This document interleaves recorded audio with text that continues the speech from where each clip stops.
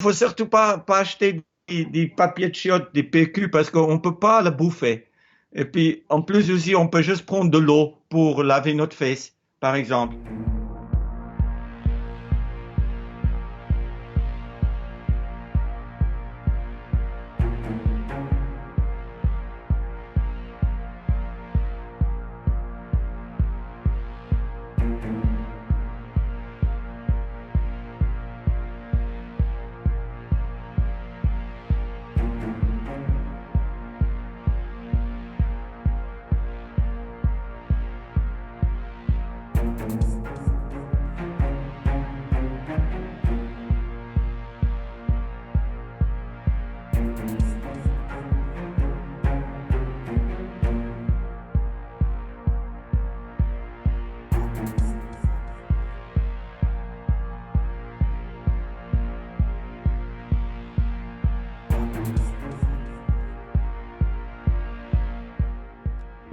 Quand je me réveille, je suis motivé à bloc pour attaquer la journée.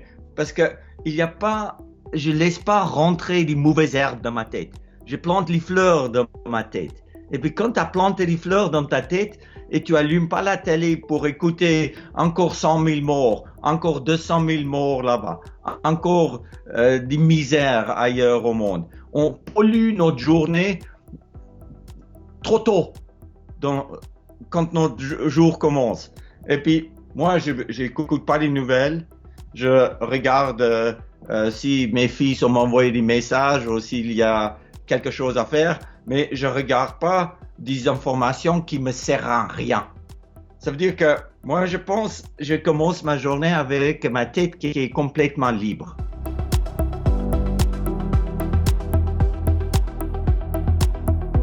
Arrête de manger.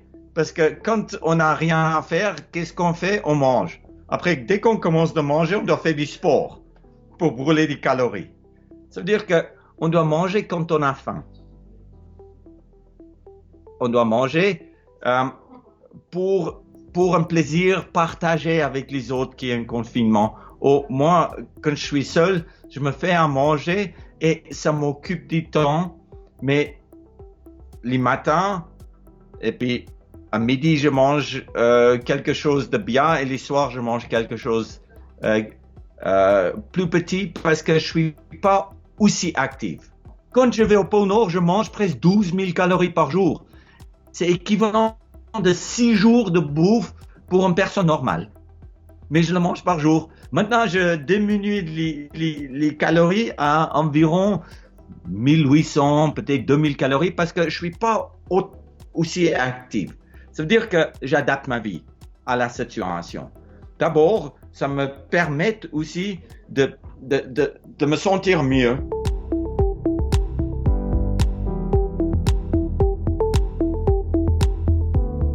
Au pôle Nord, je bois un demi-litre d'huile d'olive par jour. Si tu veux manger, tu veux boire un demi-litre d'huile d'olive par jour à la maison, tu vas choper la chiasse et c'est impossible.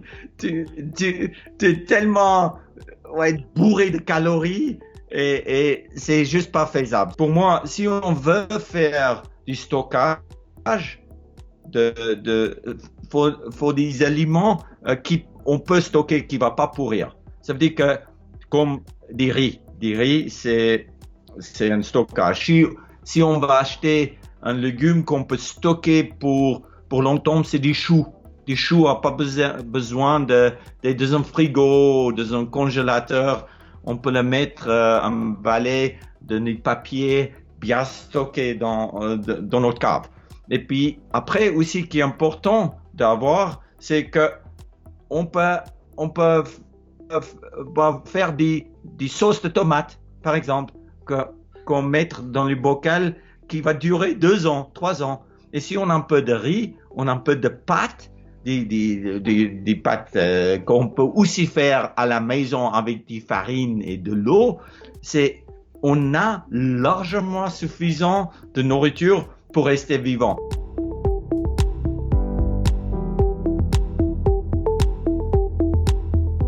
Avoir des blues, c'est simplement des trous noirs de nos têtes qui est rempli avec du vide ou du négatif.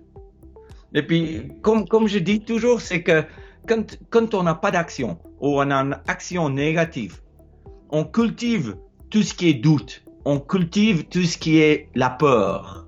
Mais dès qu'on a cette action qui est beaucoup plus positive, c'est là où on construit notre confiance. C'est là où on construit notre courage. Et il faut de confiance et du courage. Parce que tout le monde qui vit autour de toi te regarde.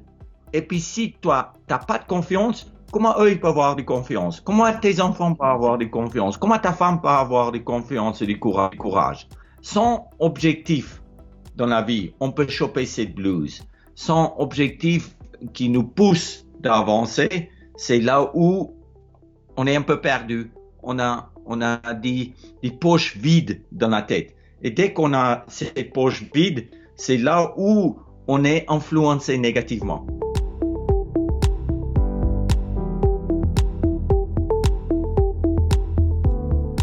Il faut accepter où on est, parce qu'on ne peut pas changer où on est. Ça, c'est la première chose qu'on doit faire. Quand on est dans un 11 mètres carrés, on est dans un 11 mètres carrés et on ne peut pas la changer aujourd'hui, on l'accepte. Du moment quand tu l'acceptes, ça change la manière que tu penses.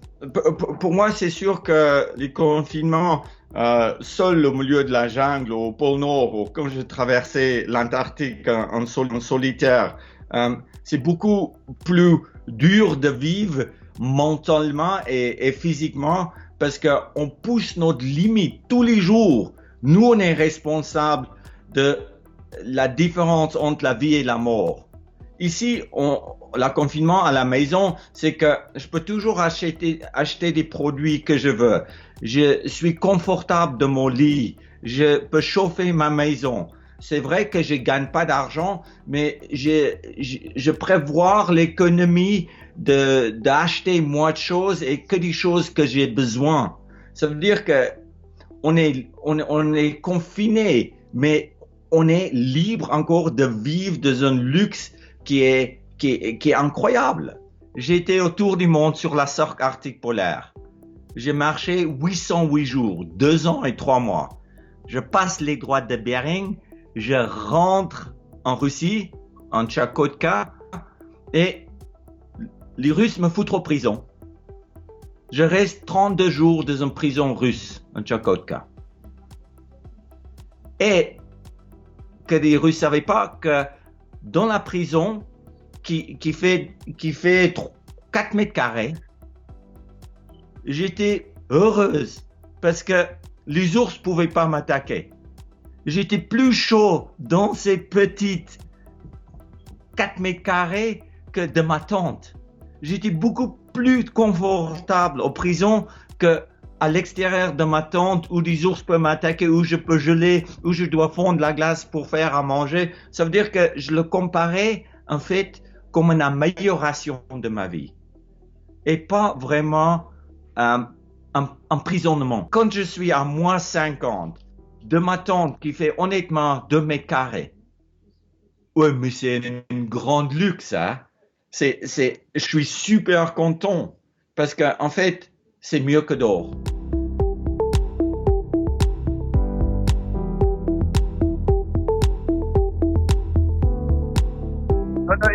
Il faut surtout pas acheter des papiers de chiottes, des PQ, parce qu'on peut pas le bouffer.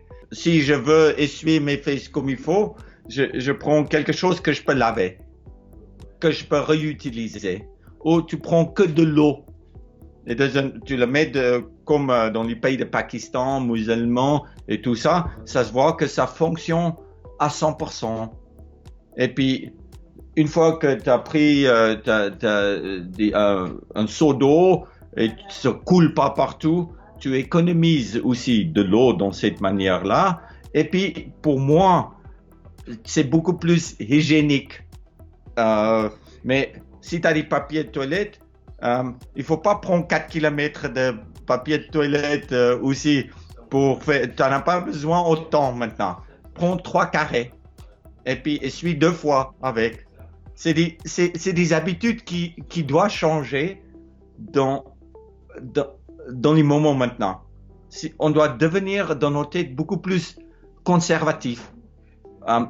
Moi, consommer, parce qu'on consomme par l'habitude et par consommation, c'est presque un luxe.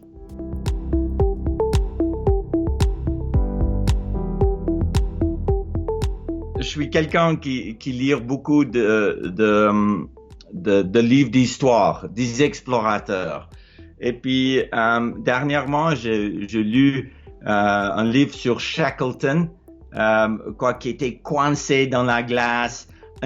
Et ces hommes étaient isolés sur les bateaux. C'est des histoires vraies, des histoires qui montrent que nous aujourd'hui, on est un peu dans les mêmes situations. Mais il faut avoir du courage pour s'en sortir. Il faut avoir cette ténacité de prendre des décisions, de rester avec ces décisions et d'avancer. Si vous pouvez lire des bouquins de Shackleton, il y a 5-6 bouquins, tous avec les mêmes histoires, parce que c'est une vraie histoire. C'est vraiment, tu dis, mais c'est moi, tu te vois là-dedans. Et puis, ouais, il y a des livres de fiction qu'on peut lire, il y a des livres super, moi j'aime bien lire des poèmes, mais c'est des poèmes que je lis en afrikaans, ma langue maternelle en Afrique du Sud. Et puis, c'était un cadeau que ma mère me donnait, que j'ai mis, en fait, dans mon bibliothèque, mais j'ai jamais eu du temps de le lire. Et là, je le sors et je retrouve des mots et des explications des choses qui rendent la vie beaucoup plus belle. Parce que ça rend ma tête sirène. C'est l'espace où je vis dedans, là, doit être propre, doit être net, doit être clair. Et puis, ça veut dire que je stimule en fait mon cerveau avec les choses qui me donnent cette confiance d'avancer.